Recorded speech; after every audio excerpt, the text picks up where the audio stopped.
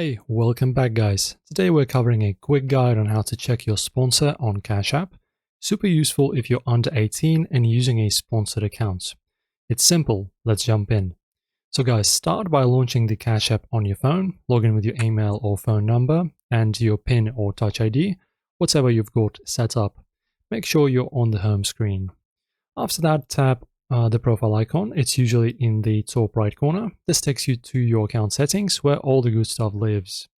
Scroll down a bit and look for the family option. That's where sponsored details hang out. Tap it and you'll see the info about your account's sponsorship status.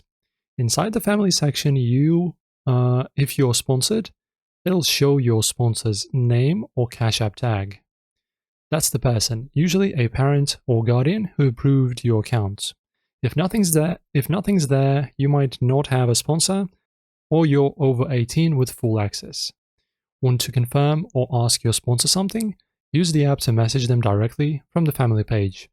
Just tap request funds or send a note. If you're stuck, Cash App support can help you too. That's it, you found your sponsor. Takes less than a minute once you know where to look. Try it out and let me know if it worked for you in the comments. Like and subscribe for more Cash App tips. See you next time.